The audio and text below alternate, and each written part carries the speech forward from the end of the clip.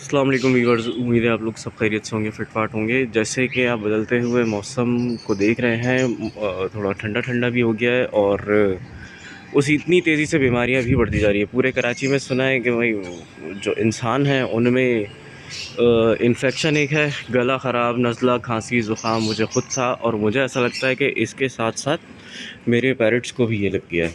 तो अभी सब इन्फेक्टेड नहीं है, लेकिन जो इन्फेक्टेड है, जैसे कि आज मैं कल सुबह अचानक जब मैं आया ऊपर तो एक ब्लैक विंग का मेरा एक बजरी मरा हुआ था, ब्लैक विंग और ब्लैक फेस का स्प्लिट। ठीक है, तो फिर मैं कल शाम में दूसरा लेकर आ गया था इसके लिए।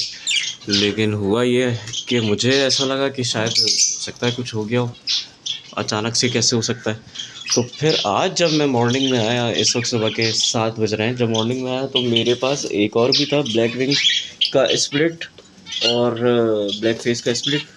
तो उसको फिर मैंने देखा तो भाई वो तो हाथों से भी समझ लें निकला हुआ ही है। तो ये है बिल्कुल बीमार, बहुत क्यूट है ये। मैंने इसको हाथ में लिया, ये ऐसे ही मेरे हाथ में आ गया, मेरी उंगली में बैठ गया। मैं पिंजरे में इसको ऐसे ही बाहर निकाल दिया, उड़ा नहीं, तो मैं वहीं समझ गया था कि वो कुछ ज़्यादा ही बीमार है।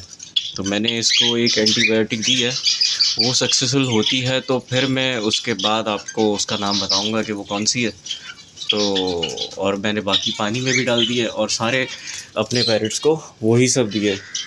असल में इन्वेस्टमेंट का इतना मसला नहीं है, वो अल्लाह ताला में दोबारा भी दे सकता है। मसला है जान का, परिंदे की जान का, कि वो बचनी बहुत ज़रूरी है, वरना फिर हमारे पालने का कोई फ़ायदा नहीं है। ये उस पर्पज़ के लिए तो है नहीं कि बिज़नेस पॉइंट ऑफ व्यू से आपने एक छोटी सी इन्वेस्टमेंट कर दी और फिर उसके बाद चलता रहा। हालांकि मेरे पास बहुत अच्छी इस वक्त जो सीज़न स्टार्ट हुआ है उसमें प्रोग्रेस बहुत अच्छी है।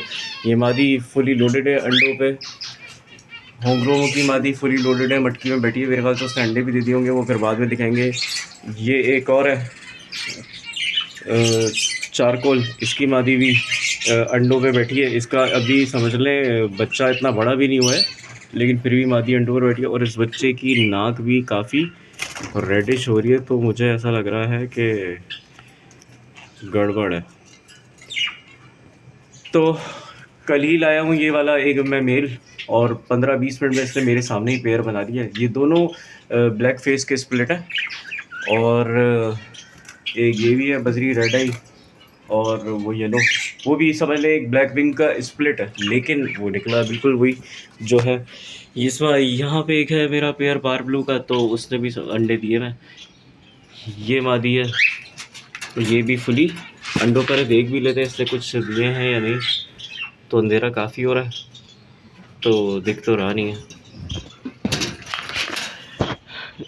इसी तरह ये पेयर भी समझ लें आप, मतलब प्रोग्रेस तो ऑलमोस्ट, मतलब अभी सीज़न का पहला महीना ही है और प्रोग्रेस तो मेरे पास बहुत अच्छी आ रही है। लेकिन अब आगे क्या होता है, हम बीमारी से किस तरह से बचते हैं, तो देखें आप। उम्मीद है आप भी हमारे लिए दुआ करेंगे, अपने अपने वजीज़ का, अपने पेरेंट्स का, सबका ख्याल रखें और दुआओं में याद रखें। प्रिकॉशन सभी से ही ले लें ताकि आगे ज़्यादा प्रॉब्लम ना हो।